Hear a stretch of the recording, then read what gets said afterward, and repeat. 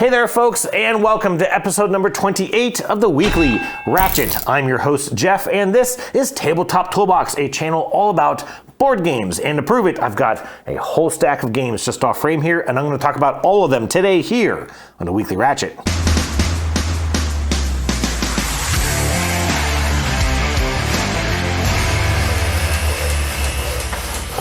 Hello there, everyone, and welcome to the Weekly Ratchet. Thank you so much for coming back and joining me here, coming to you from Ashland, Virginia. Does anyone else feel like this has been a long week? I was going through my list of logged plays, and I was looking at some of the games, and I was like, well, I talked about that on the last Ratchet, didn't I? I had to have. No, I didn't, actually. It seems like I played that weeks ago, and it was just last Sunday, right after I filmed the last episode. It is August 25th. It is just after noon, and in about 17 hours, I will be in the air heading to Orlando, Florida for the 2024 Dice Tower Retreat. I am really excited for this. I've been going to this since 2021. In the next week, I will get to play probably a good 30, maybe even 40 different games, and I'm really excited for that event. My friends Katie and Greg of the Meeple Society are on their way to Orlando right now. We've already got plans to get some games in before the retreat starts, so it will be a heavy week of gaming, and I cannot wait to share that event with you in the next week or so. All right, I got a lot of games to talk about. There's actually a lot to talk about here today. Let's get to the show.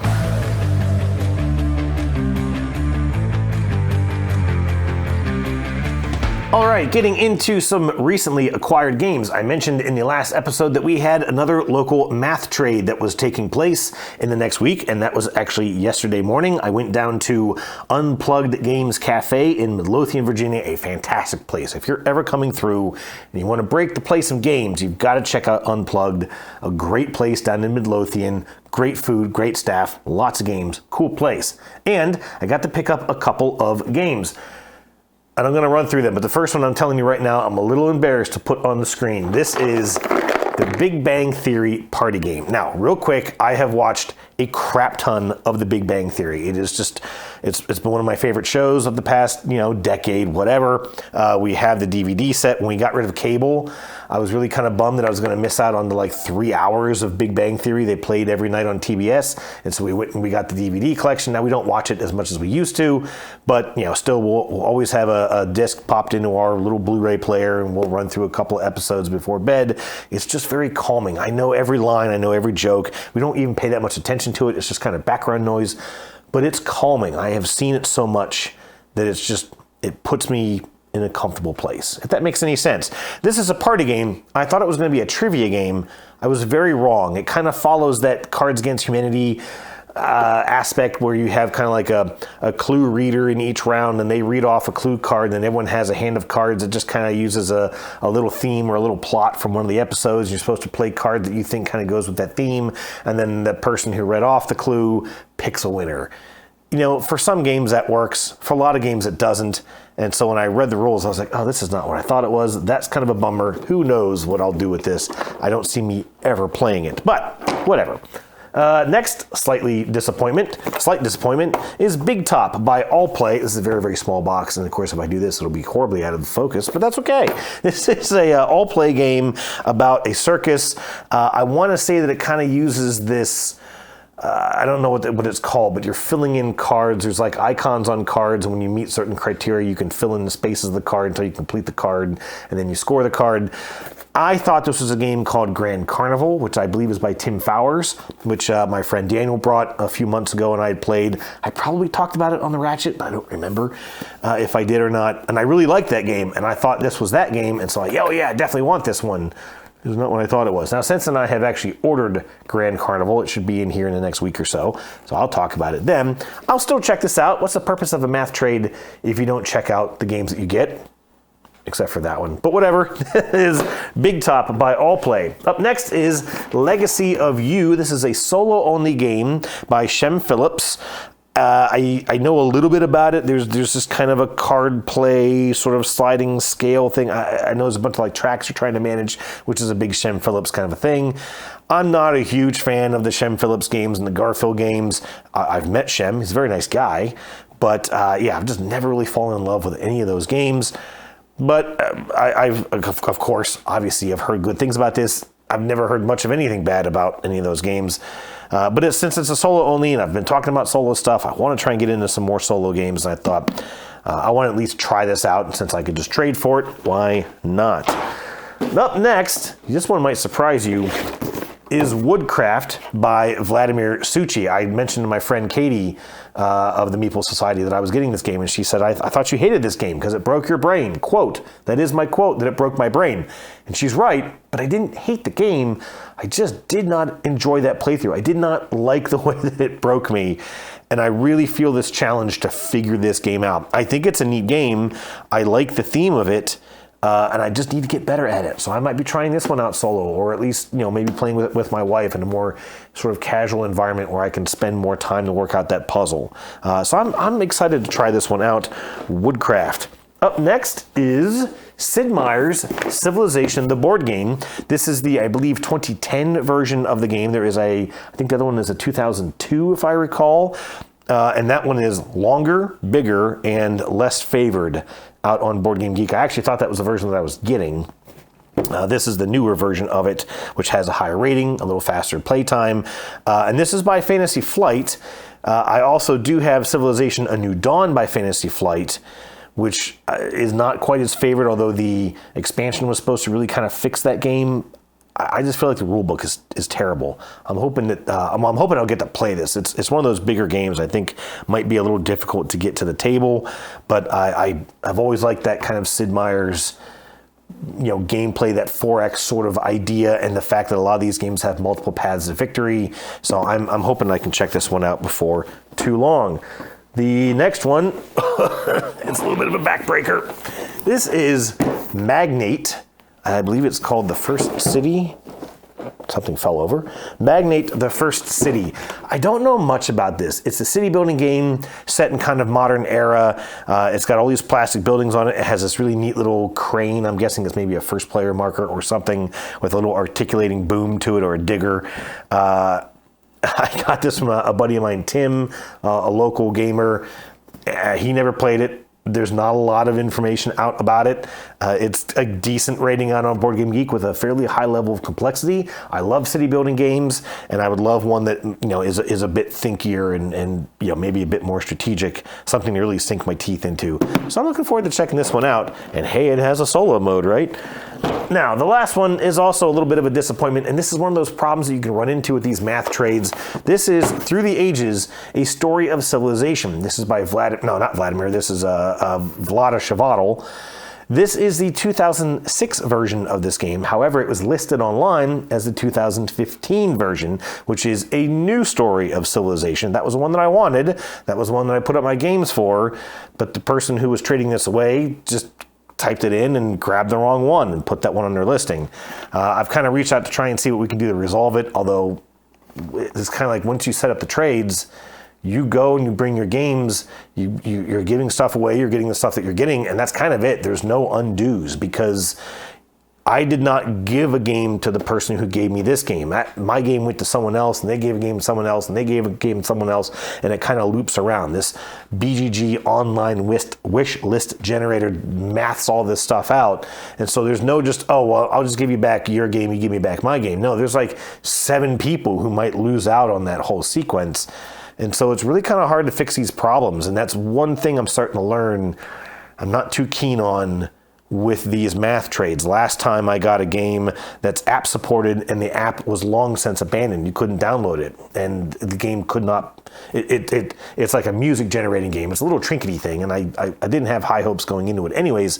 But I couldn't use it. Simply just could not play it. Now I managed to get like an APK and kind of hacked my phone, and that was a little freaky. But I did manage to get it to work enough to find out that it's kind of a lame game. Anyways, but it's fine. Again, I didn't put anything really big up for this stuff. I did put something a little big up for this, though, and this one I'm a little bummed about. And speaking of which, I will talk about some of the games I got rid of, although I forgot the list and I forgot to write it down. I will pull it up here real quick on my phone. One game I got rid of was Calico, and I also got rid of Verdant. Those are both the games from the Flat Out Games kind of lineup. Calico was the first one, then there was Cascadia, and then Verdant.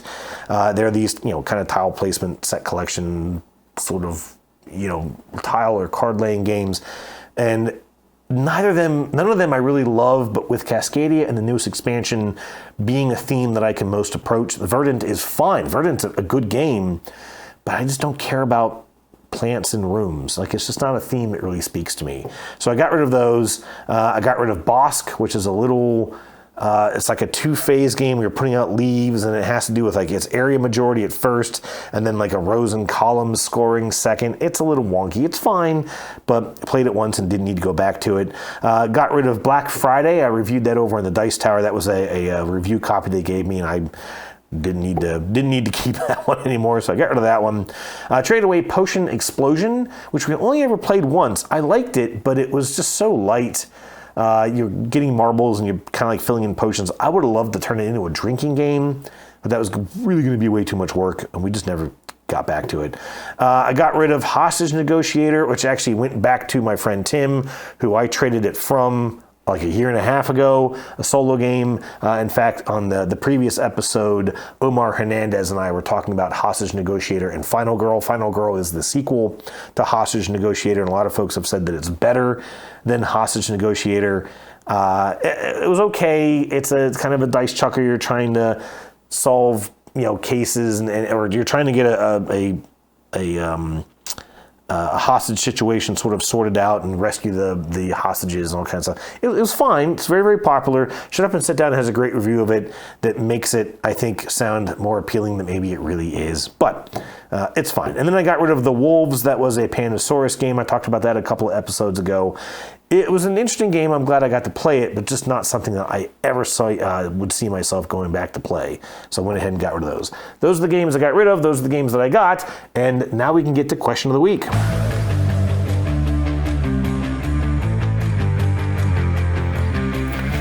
All right, sorry for a little bit of rambling there in that last series. That's okay, though. We're going to get to Question of the Week. And this one's really short because I only got 2 responses to the question of last week, which was tell me just your favorite family gaming stories, especially stories where you're gaming with people who maybe don't get into gaming a lot. And I only got 2 responses. Up first was from Wonderflonium, who said he remembers playing categories with his family when he was younger, and today he loves seeing his kids get into games, with their current favorites being My First Castle Panic and Love Letter.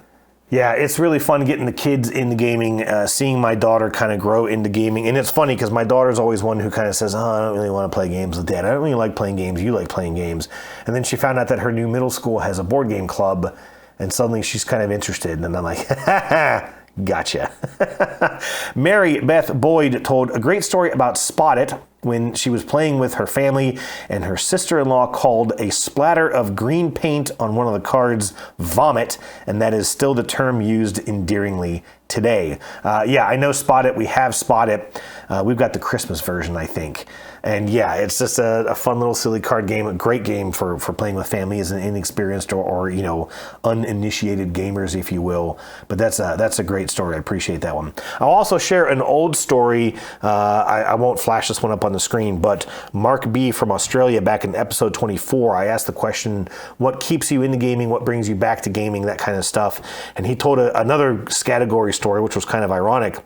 He said about 15 to 20 years ago, he was playing with his family, and one of the questions was to name something from the Bible that started with the letter G. And they all kind of sat there puzzled and stumped until his dad matter-of-factly said, God? And they all erupted into laughter. And that was a great story. I couldn't fit it all into the page back then, so I'm glad I was able to bring that one back up. So since that was it for the answers, and it was a kind of a quick week, a short week, not a lot of views last week. Back to school, all that kind of stuff. I get it. I'll share 2 quick stories. The first one's a little not kid-friendly. I'll just warn you ahead of time. But many, many years ago, we had a little family get-together at my brother's place, which is actually over in Norfolk, Virginia.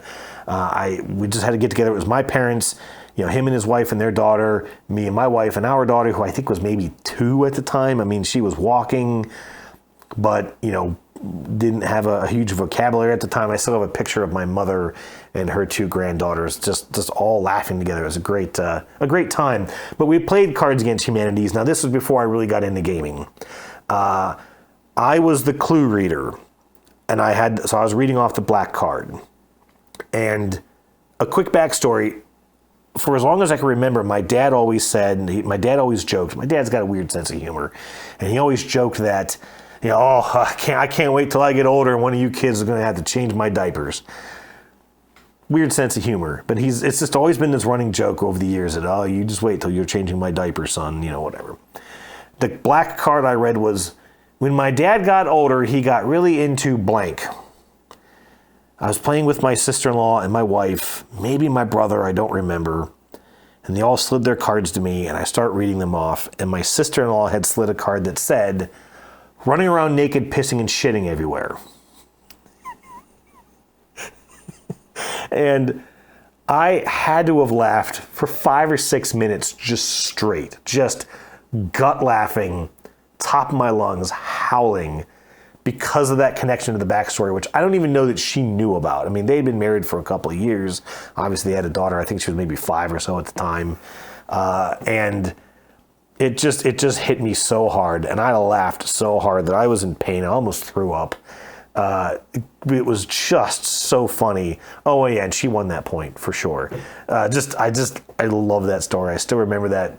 It's not a great game. It really isn't, but that's one of those moments when it really can land great. Another funny story, a more appropriate story, was a couple years later, we lived in Ohio. My in-laws came to visit. Now, I don't think they've ever played a game in their entire lives. They're not gamers. But my daughter, who by then was playing games with us, and we had Outfox, the cute little kids game, kind of a deduction cooperative game, and you've got this large grid board. I'll see if I can find a picture of it, but you have a large grid board, and you have a little player piece, and you're moving around these little like detective hats, and you're trying to get clues. And you roll some dice to determine how far you can move and what you can do in that turn.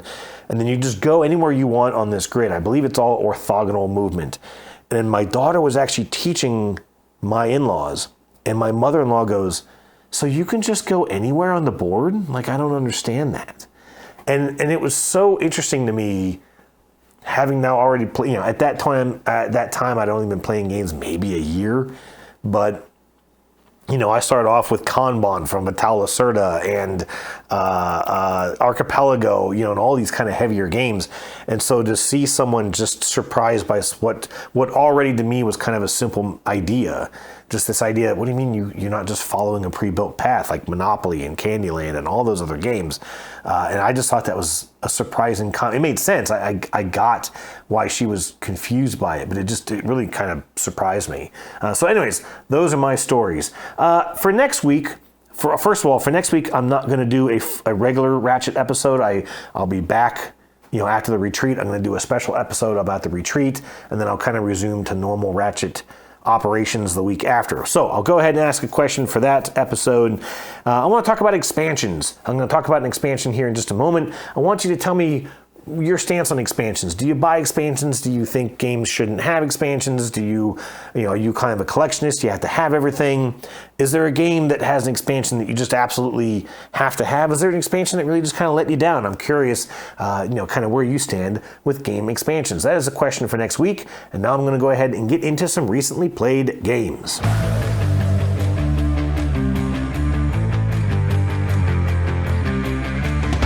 Well, the good news here is that I have some games to talk about that I have not spoken about before here on the Ratchet. Actually, a couple of new games. The first one is Orichalcum. This is also a Pandasaurus game.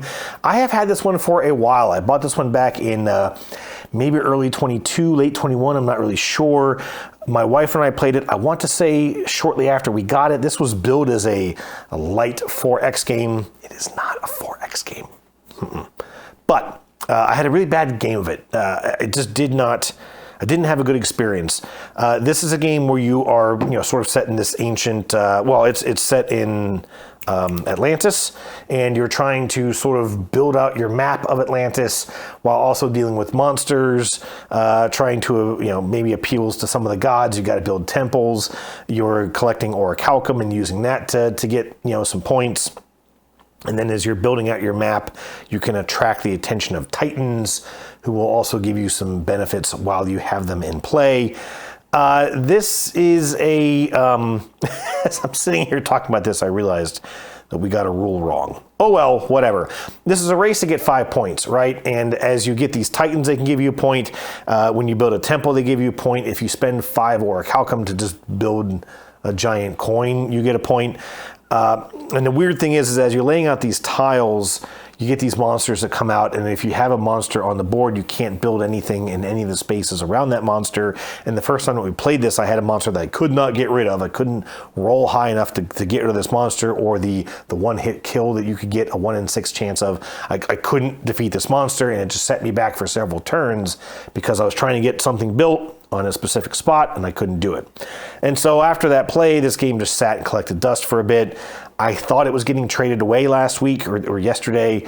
At the last minute, things changed and it ended up not getting traded away. I then arranged to sell it, and then I forgot to bring it to sell. That's why it's still here. But I did have a good play of it. I thought I wanted to get one more play into this before I get rid of it, and I did have a much better experience with it. It's still just a very, very light game, and it's not a 4X. Yes, you're sort of building out this map, but you're not really exploring the map. You're not finding anything. You're just laying out tiles. You're trying to get either arrangement of land built in a certain way that you can build a temple or that you can attract a titan, whatever. And then, of course, like I said, if you can get the arrangement right, then you can build a temple that gives you a point. If you can spend 5 orichalcum, that gives you a point. When you get a titan, they can give you a point, and the first person to get 5 points wins. You don't get anything from combat. There's no real extermination. Yeah, there's fighting, but it's not a means to an end. It's not a way to actually get points. It just kind of opens your board back up. Same thing with exploring. It doesn't really give you anything. You're just trying to arrange certain, it's really just a tile laying game. So yeah, it's not 4X, and I think that's what I went into it expecting originally. It is a game where you can get stuck. Like I said, you can kind of just have a bad start, and it just sort of locks you down for a while. But I had a good play of this. I won this game this time. I'm still going to part ways with it. It's fine, and I love that Atlantis theme, but this just doesn't grab me as well as, say, The Age of Atlantis, one of my favorite games, my favorite game. Anyways, that's Orichalcum. Up next, we went to the Center of the Universe Brewing Company. I've mentioned several times. We played a round of cockroach poker. Daughter still loves this one a lot, enjoys this one a good bit. We knocked Mom out with this one, so that made her pretty happy. I also brought a game called Lucky Luau. This was sent to me from the Dice Tower several months ago, kind of a little game they just tossed into a box for me to review. This is it's a sort of a drafting game where you're trying to build a lei, a Hawaiian lei, to use, in a celebration. Beautiful art, really nice looking art. So what you do is you throw all the cards in the middle of the table, and then you just sort of draft them. You take a card, and if you want it, you keep it. If you don't want it, you put it back face up, so then everyone can see what it is. And as you're grabbing these different flowers and different leaves and different little things, you're trying to set them up. You can only place them left to right. You have to build the lei in order, right? You can't just throw something in the middle, although you kind of can, which is sort of neat. There are these little spacers that you can put in, and then later on you can swap a spacer with a different card, but you only ever get one spacer. There's also a knife card that you can use at the beginning of the game, and that lets you cut out a card and kind of shift everything over. And then there's a little fish hook, looks like the Maui hook from Moana, and you're trying to get that right in the center of your lei, and you score a lot of points if it is dead center, or half the score if it's just off center. It was cute. The challenge that I kind of see with it is that I think it needs a lot of players, because you use all the cards regardless of player count. So at 2 players, you'd have this massive lei, and it would be... That sounded bad. Anyways, you'd have this huge row of cards, and you'd be trying to... I'm 5, aren't I? Anyways, trying to find space for these things, especially at like a pub or something, that just would not work. My daughter had no problem grasping it. In fact, what was kind of nice, I don't remember the actual, the final scores specifically, but it was like 49, 51, 53. So it was really, really tight for the 3 of us, even with my daughter playing, who, she still kind of struggles with strategies and such. But she was right in the running there, and so we were pretty proud of her for that, even as it was. A cute game. I'll throw out a quick review of this probably on the Dice Tower, but, again, if I was playing very casually with larger groups, I would break this out. Probably a great family game, not too many rules, not too crazy and heady. There's these like character cards that score at the end of the game, and the rules don't give you any clarity on any of them, so that was kind of a bummer. But anyways, that was Lucky Luau. Next game that we played, so I actually did get a game group together on Thursday, and I played Starship Interstellar. This box is so precariously packed that I'm only bringing the lid into this shot because I do not want to tilt that box onto its edge. I talked about this game when it came in. I played this several years ago out on Tabletop Simulator when the game was active on Kickstarter. I played it online with my good friend Doug and a third guy that we kind of just randomly met online from one of the social media pages, and he joined us to play. I remember that it took like an hour and a half to teach the game, which I thought that's probably just long because of Tabletop Simulator. And then we played it for like another hour and a half, and we just kind of had to wrap up because folks had to leave. Didn't finish the game. I don't even think we got halfway through the game. We got to finish it this time. It still took an hour and 15 minutes to teach, and it took us 3 hours to play, a little over 3 hours. And I had to dig into the rule book a lot. I'm not going to go really deep in this because it's just a huge game. I also did not get a lot of photos of this just because we got done so late that we kind of right away started packing up. And I thought if I sit here and take a bunch of pictures and they all leave, it still took me 25 or 30 minutes to pack this game up, and they had helped me organize a lot of the stuff. It's just a huge game with a ton of pieces. And it's not very well marked. Like there were variants and other little things in here that some of which we ended up in play, and I didn't realize that they were not core game components, and so it just got wonky. But basically you're trying to the premise is that mankind has figured out how to harvest energy from the sun, and as a result, they have rapidly aged the sun, and the sun is about to go red dwarf and wipe everybody out. And in fact, as you play, the sun may start to expand and takes out Mercury and then Venus, and if it hits Earth, the game is over. Of course, the moment the sun would start to go red dwarf, we'd all be dead anyways, but doesn't matter. Board games. But you're trying to then explore the planets of the solar system. You're trying to gather these resources. The resources have no name. They're just red, yellow, green, blue, purple, and they're valued at 1, 2, 3, 4, 5. You're trying to gather these resources from the different planets. You can set up bases on the different planets. You have a little explorer that you're actually moving around our solar system to grab some of these resources. You can shuttle some of them back home immediately. There's these conversion systems. There's a lot of stuff that goes on, and there's no player aids to help you with any of it. Which is a bummer. And you're also trying to send these probes out to locate the TRAPPIST system, which is where ultimately mankind is going to go. You're trying to cryogenically freeze people to get them ready for the trip on the Starship Interstellar, which you are all sort of working together to building various components or mechanisms of these ship pieces. And there is like a bunch of cards that represent the ship, but you can build them in any order, and they don't actually matter. Like you're not actually piecing the ship together. Like, I don't know, it was a little weird. The biggest problem with this was that when I played it a bunch of years ago, I actually sent this long list of comments back to the designer, David Kauza, and I told him, hey, it was a great game, we really enjoyed it, but man, some of the iconography is pretty bad. At that point, the player colors were the same color as the resource colors, which is a horrible idea. And we couldn't tell when there was an icon that said, okay, well, you move up on this symbol, where there were like 4 different tracks in the game that had that same symbol. So I was like, you got to distinguish the tracks with different spaces or different something, some sort of iconography to distinguish the different tracks.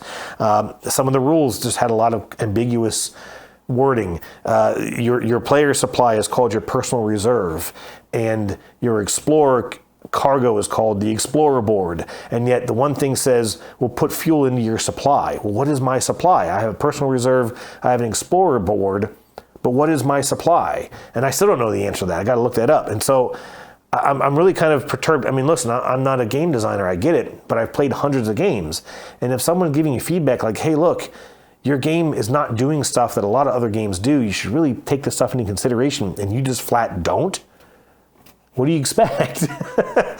So it was a neat play. I do like the game, but it's way harder to play than it should be because of poor iconography. They did fix the player color thing, which I don't think they did because of me.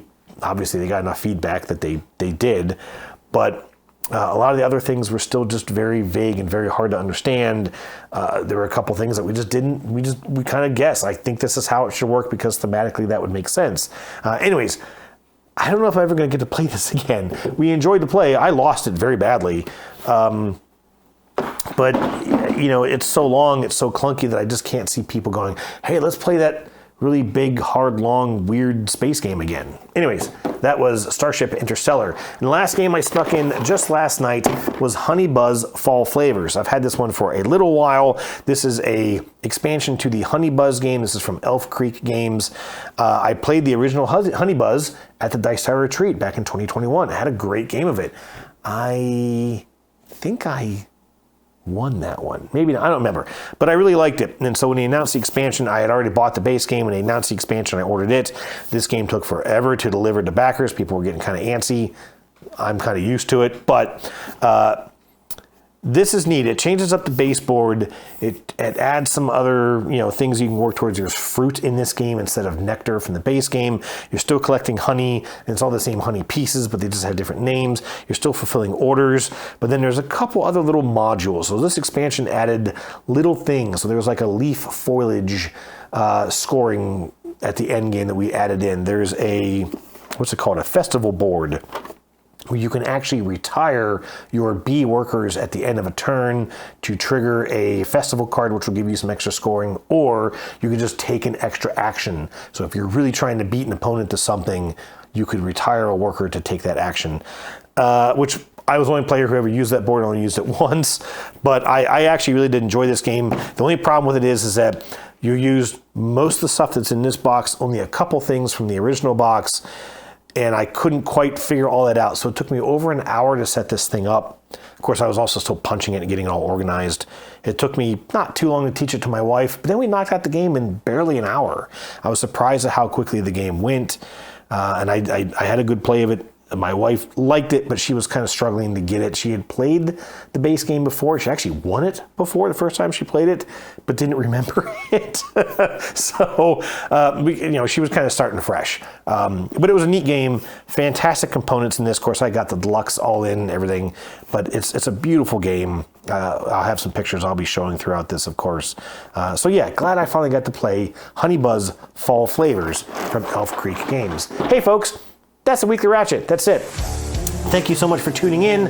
I'll hopefully get to see some of you at the retreat next week. Looking forward to playing a lot of games. There'll be a neat episode of the Ratchet when I get back, talking all about everything I've gotten to play, and I look forward to sharing it with you then. See you later, folks. Have a good week. Cheers.